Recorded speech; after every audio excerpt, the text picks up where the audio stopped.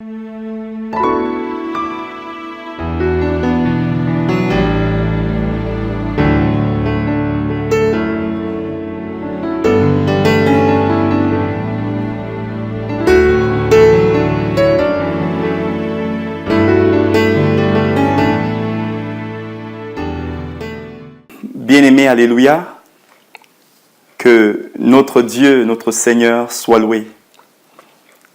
Nous sommes, n'est-ce pas, encore les bienvenus à ce moment merveilleux de la parole. Je sais que nous aimons tous la parole du Seigneur. Alléluia. Sans toutefois tarder, aujourd'hui nous allons, n'est-ce pas, ensemble développer un point, un sujet qui malheureusement nous concerne tous dans le corps de Christ, avec ce que nous appelons, n'est-ce pas, les marchands du temple. Et le thème, n'est-ce pas, que nous allons ensemble développer, c'est l'évangile de pauvreté. L'évangile de pauvreté qui est malheureusement, et bien sûr, un faux évangile. Amen. Et sans toutefois tarder, nous allons lire le livre de Luc au chapitre 4. Nous allons exploiter ce texte-là. C'est notre texte de base. Luc, n'est-ce pas, le chapitre 4. Et nous allons, n'est-ce pas, lire le verset 18. Allons-y très rapidement dans Luc au chapitre 4 et le verset 18. Alléluia.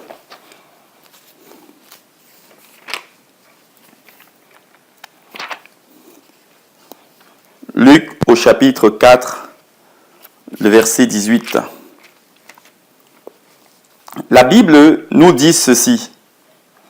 Si je commence au verset 16, la Bible dit: Jésus se rendit à Nazareth, où il avait été élevé, et selon sa coutume, il entra dans la synagogue le jour du sabbat.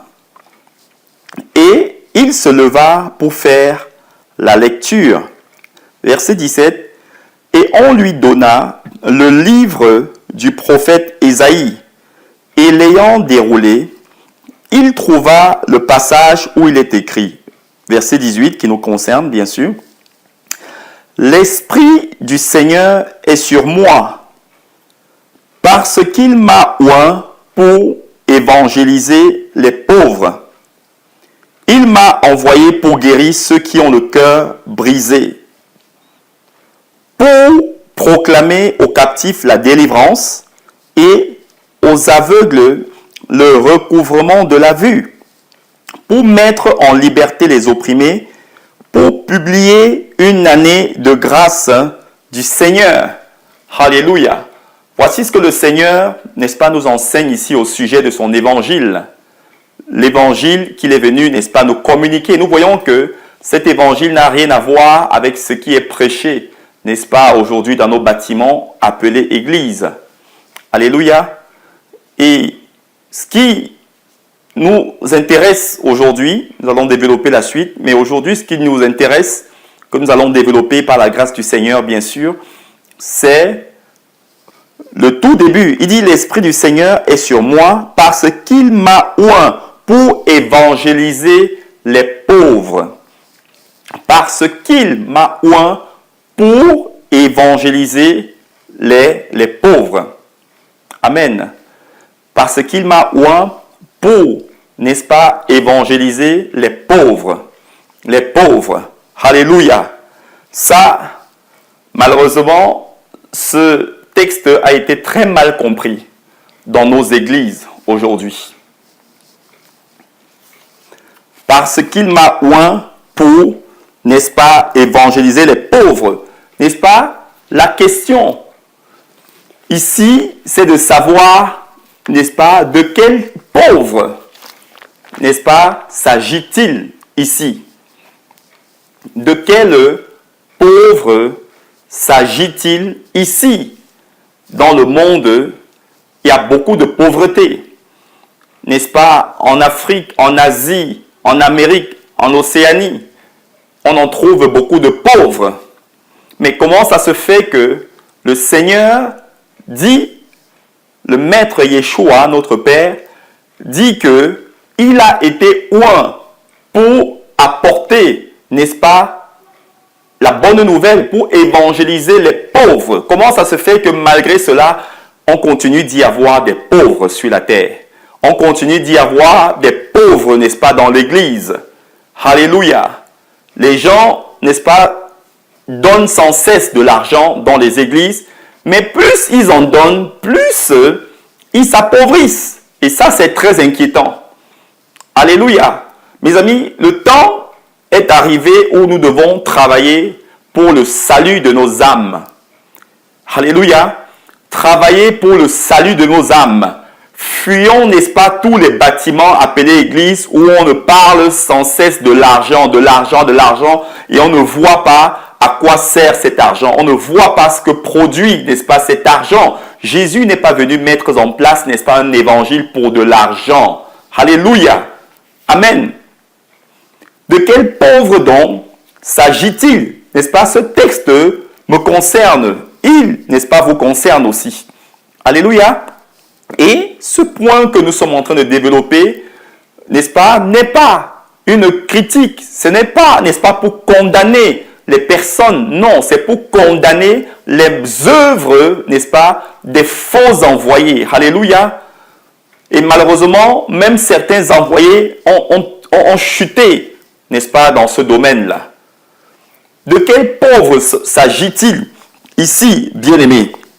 Alléluia. Donc, n'est-ce pas, il s'agit ici des pauvres. Ou de quelle pauvreté est-il question ici? Il s'agit, n'est-ce pas, des pauvres ou de la pauvreté quant aux choses, n'est-ce pas, célestes, quant aux choses, n'est-ce pas, spirituelles, quant aux choses, n'est-ce pas, divines. Il s'agit ici de la pauvreté céleste.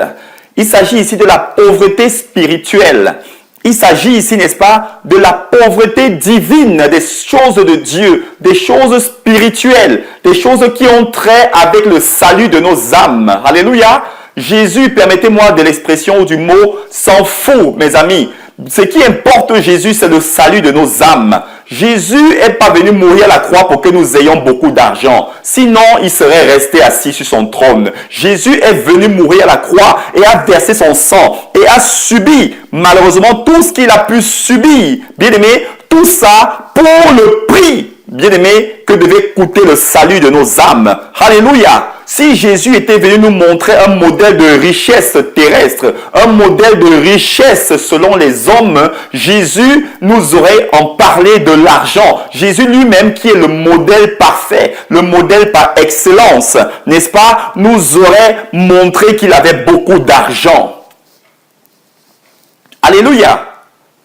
L'évangile de pauvreté. Et malheureusement, c'est cet évangile qui est, n'est-ce pas, divulgué aujourd'hui. C'est cet évangile qui remplit, n'est-ce pas, plusieurs de nos bâtiments, n'est-ce pas, appelés églises, mes amis. Nous devons fuir ce genre, n'est-ce pas, d'évangile-là. Cet évangile-là n'est pas biblique. Cet évangile-là ne vient pas du trône. Cet évangile-là vient de l'enfer.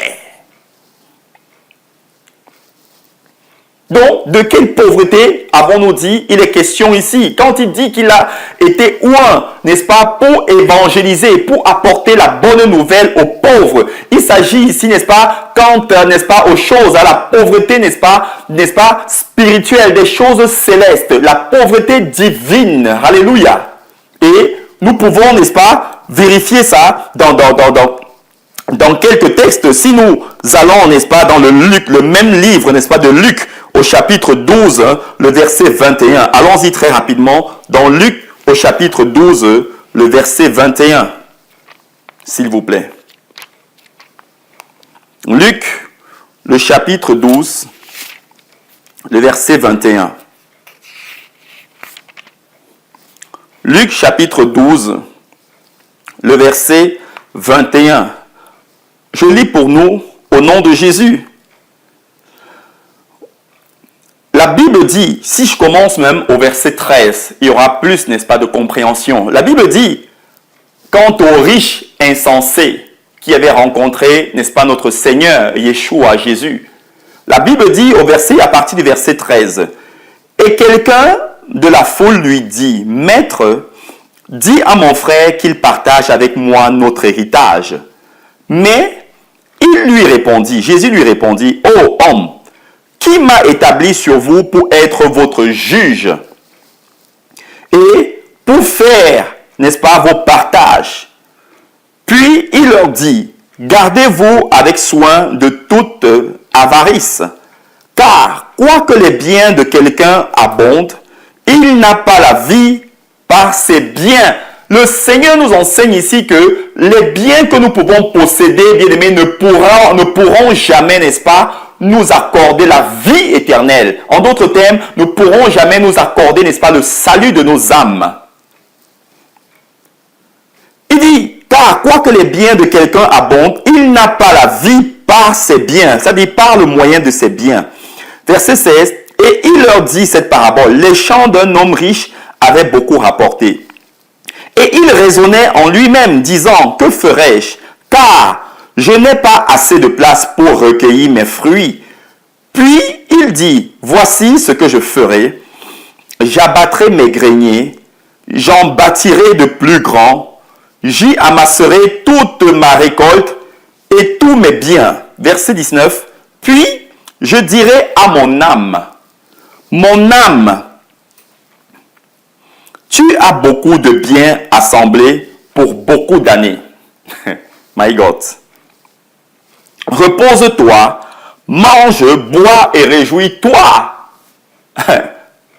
Mon ami, l'âme d'une telle personne ne pourra jamais se reposer parce qu'elle va finir en enfer. Voilà un exemple de quelqu'un qui s'attache aux choses terrestres. Alléluia. La Bible dit qu'il avait beaucoup de fruits et il fallait qu'il stocke, qu'il puisse emmagasiner, stocker ça quelque part. Et il se disait, mais je n'ai plus d'espace chez moi. Et cet homme, malheureusement, va raisonner en se disant, je vais abattre mes greniers. C'est-à-dire, je vais casser mes greniers, abattre les murs pour pouvoir étendre, n'est-ce pas, construire davantage. Et c'est cet évangile-là qui est véhiculé aujourd'hui. Non, venez donner de l'argent, on va agrandir l'église. On va acheter un grand terrain pour construire. Alléluia. Mais mes amis, formez des gens. La Bible dit que la moisson est grande, mais il y a peu d'ouvriers. Il n'est pas, bien aimé, biblique de pouvoir concentrer, n'est-ce pas, les enfants de Dieu en un lieu afin, n'est-ce pas, de pouvoir avoir un lieu où il y a beaucoup de monde pour dire, oui, j'ai la plus grande église locale. Mes amis, la Bible dit que la moisson est grande, mais il y a peu d'ouvriers. Formez des disciples. C'est ce que le maître a dit. Allez et faites de toutes les nations des disciples et enseignez-leur, bien aimé. C'est le temps de pouvoir former des disciples et de les enseigner, bien aimé.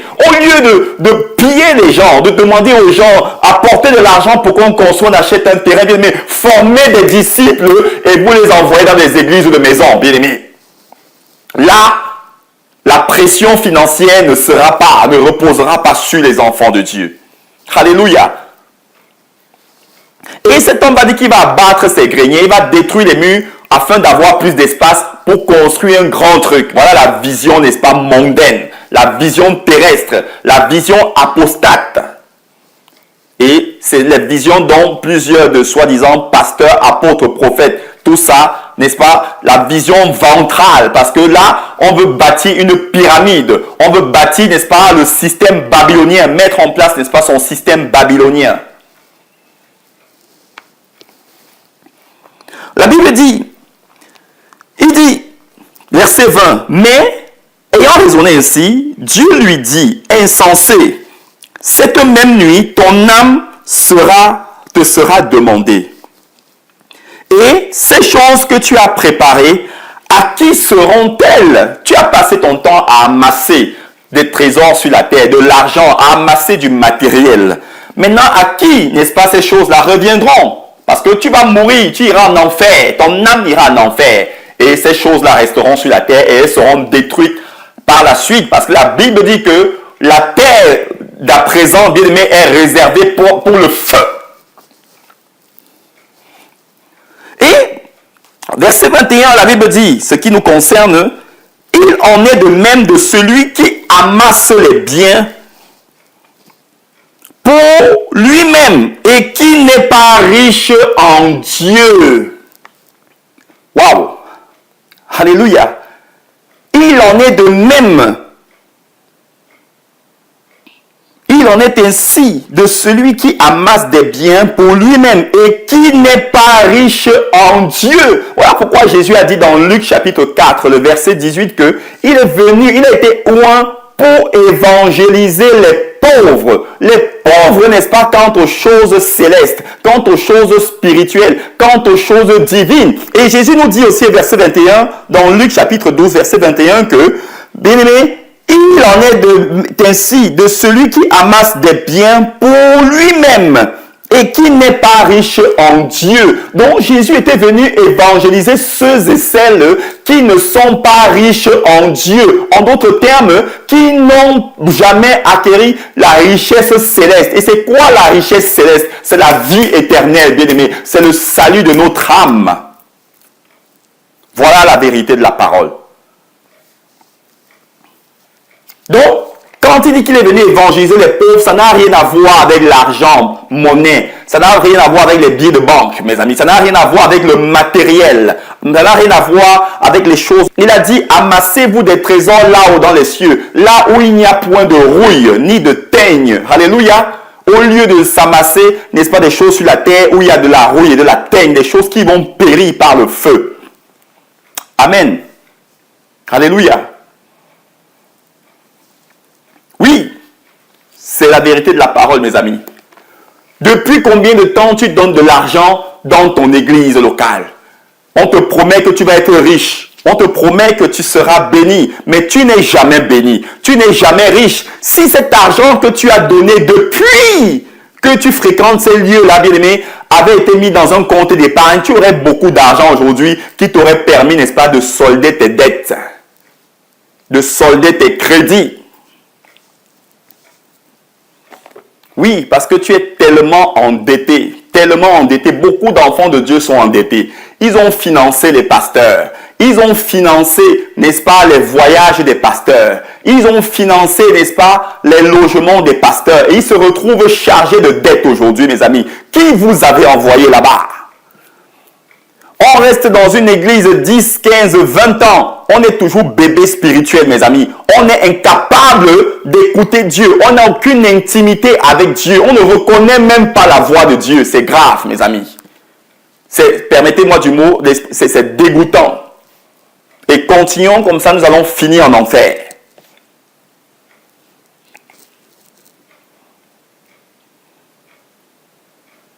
Comment ça se fait qu'un homme vient, n'est-ce pas, vous endetter? Ça, c'est que l'évangile, ça. Pourquoi? Parce qu'on veut que quelqu'un lise la Bible à notre place. On veut que quelqu'un puisse prier à notre place, puisse prier pour nous. Mais où est la bouche que Dieu t'a donnée? Où est le cœur que Dieu t'a donné? Où sont les yeux que Dieu t'a donnés pour lire, méditer ta parole chaque jour? Enfants de Dieu, lisons la Bible, mes amis. Nous connaîtrons la vérité nous affranchira.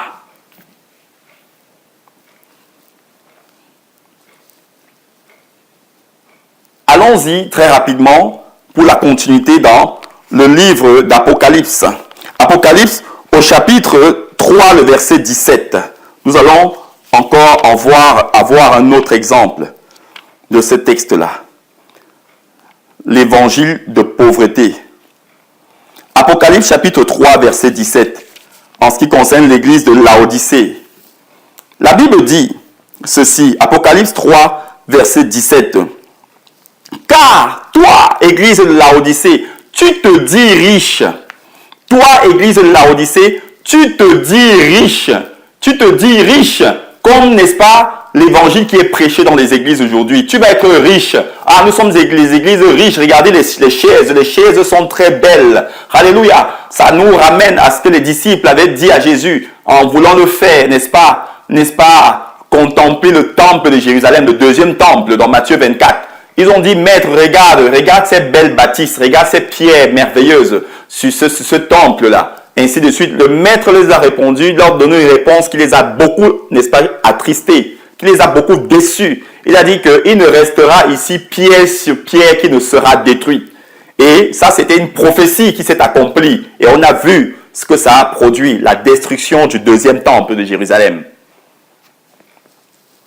Voilà une église, n'est-ce pas, de Laodicée qui se dit riche. Et le Seigneur lui dit dans, n'est-ce pas, Apocalypse chapitre 3, le verset 17, « Car tu dis, je suis riche, je suis dans l'abondance, et je n'ai besoin de rien. Mais tu ne sais pas que tu es malheureux, misérable, pauvre, aveugle et nu. Oh. Car tu ne sais pas que tu es malheureux, misérable, pauvre, aveugle et nu. » Le Seigneur nous enseigne quoi? Quiconque est assis dans un bâtiment appelé église, on prêche ce genre d'évangile-là, n'est-ce pas? Tu vas être béni, tu vas être délivré, tu vas être comme ceci, bien aimé. La Bible nous dit ici que si c'est ton cas, tu es dans cette église-là, tu es une personne malheureuse. Tu es une personne malheureuse, misérable, pauvre, aveugle et nu, parce que tu ne vois rien. On te trompe, mais tu ne vois rien. Tu es nu. Tu n'as pas le vêtement, le fin lin blanc, n'est-ce pas? Des fruits de l'esprit dont le Seigneur nous dit dans le livre d'Apocalypse. Tu es misérable. Voilà pourquoi depuis que tu donnes de l'argent, là, tu n'es jamais, n'est-ce pas, rempli d'argent. Tu deviens de plus en plus pauvre, mes amis. C'est un désastre. Waouh! Voilà une église qui se disait, n'est-ce pas, riche. Voilà une église qui se disait, n'est-ce pas, très riche, financièrement parlant, des billets de banque, n'est-ce pas, avec le matériel. Ah, c'est grave, mes amis. Et ça fait mal au cœur. Matthieu, pour conclure, le chapitre 5, le verset 3. Matthieu chapitre 5, le verset 3. La Bible dit ceci. Je commence au verset 1. Voyant la foule, Jésus monta sur la montagne. Puis, s'étant assis, ses disciples s'approchèrent de lui. Puis, ayant ouvert la bouche, il les enseigna de la sorte. Waouh! Regardons, verset 3. Bénis sont quoi? Les pauvres en esprit. Bénis sont les pauvres en esprit. Ce sont ces pauvres-là dont le maître avait été oint pour, n'est-ce pas, les apporter la bonne nouvelle, pour les évangéliser. Alléluia. Bénis sont les pauvres en esprit. Pourquoi sont-ils bénis? Parce que le maître est venu vers eux. Alléluia. Vers ces personnes-là pour les rendre riches en esprit. Alléluia. En d'autres termes, pour leur accorder la vie éternelle, pour leur accorder le salut de leurs âmes. Bénis sont les pauvres en esprit, car le royaume des cieux est à eux. Donc si tu recherches la bénédiction argent, la bénédiction des billets de banque, la bénédiction matérielle, alléluia, le royaume des cieux n'est pas pour toi, mon ami. Tu n'entreras pas dans ce royaume-là parce que la pensée de ce royaume-là est céleste. Ce n'est pas une pensée babylonienne. Bénis sont les pauvres en esprit, car le royaume des cieux est à eux. Alléluia. Si on va même au verset 4, la Bible dit que bénis sont ceux qui pleurent, car ils sont consolés. Oh mon frère, ma soeur, même si tu pleures en ce moment, le Seigneur est celui qui est venu te consoler. La Bible dit, bénis, verset 5, sont les humbles, car ils hériteront la terre. Bénis soient les humbles, car ils hériteront, n'est-ce pas, la terre. Ils hériteront la terre. N'est-ce pas, les champions de l'évangile, n'est-ce pas, de l'argent, les évangiles terrestres. Oui, le royaume maintenant. Ça, ce passage-là est très mal exploité par eux. Mais quand on dit bénis soient les humbles, ils hériteront la terre. Alléluia. Il ne s'agit pas de cette terre souillée dans laquelle nous sommes actuellement. Alléluia. Il ne s'agit pas, n'est-ce pas, de la terre où nous sommes actuellement là, où le sang des innocents ont coulé. cette terre remplie d'injustice, alléluia, il s'agit de la nouvelle Jérusalem, n'est-ce pas, qui est le nouveau ciel et la nouvelle terre, dont nous parle Apocalypse chapitre 21, le verset 1 à 2. C'est de cette terre-là dont il est question. Ce n'est pas la terre actuelle sur laquelle nous vivons, parce qu'elle sera détruite. Et la Bible dit dans Apocalypse 21, verset 1 à 2, oui, Jean dit qu'il a vu un nouveau ciel et une nouvelle terre après que la terre présente ait été détruite par le feu. Alléluia. Fuyons ces endroits-là. Les églises aujourd'hui, par nos soi-disant pasteurs, apôtres, dépouillent les gens. J'étais auprès d'un pasteur où chaque mois, une fois par mois, mes amis, c'est triste en Afrique, où on demande, on voit des mamans, des personnes déjà bien aimées dans la misère, qui ont du mal à joindre les deux bouts, mais ce monsieur-là, soi-disant, je ne sais pas, apôtre, pasteur, demande aux gens de ramener l'action de grâce. Je vois des gens ramener des régimes de plantains, des poules, des œufs, des magicubes, des cartons de sel, des sacs de riz, ça dit bien un peu des moutons, des chèvres même, plein de choses, mes amis. Pourtant, ces gens-là déjà qui le ramènent ont du mal à joindre les deux bouts. Et ils le ramènent, c'est triste. Ils donnent et après le culte, ils viennent demander une pièce à quelqu'un. Quel est cet évangile-là, mes amis? C'est écrit dans quelle Bible? Est-ce que le Seigneur nous a envoyés pour dépouiller, pour piller ceux qui sont déjà, n'est-ce pas, dans la misère matérielle, dans la misère, n'est-ce pas, financière? Le jugement sera terrible, mes amis. Le jugement sera terrible. Et lorsque quelqu'un commence, le Seigneur commence à ouvrir les yeux, on commence à leur faire des menaces, que tu vas être maudit si tu quittes. Mes amis, sors de là! Et la malédiction sans cause n'a point d'effet. Sors de là avec respect. Tu demandes à te séparer de ce genre de personnes-là dans la paix. S'il ne veut pas, c'est son problème, mes amis. Mais sors dans la paix, dans l'amour du Seigneur. Alléluia. Et tu développes une relation, une intimité avec le Père. Alléluia. Que le Père nous bénisse abondamment. L'évangile de pauvreté. Que Dieu, n'est-ce pas, nous fasse du bien, n'est-ce pas, parle à notre esprit, par ce petit sujet que nous avons pu développer, par sa grâce, par son esprit, au nom de Jésus. Amen.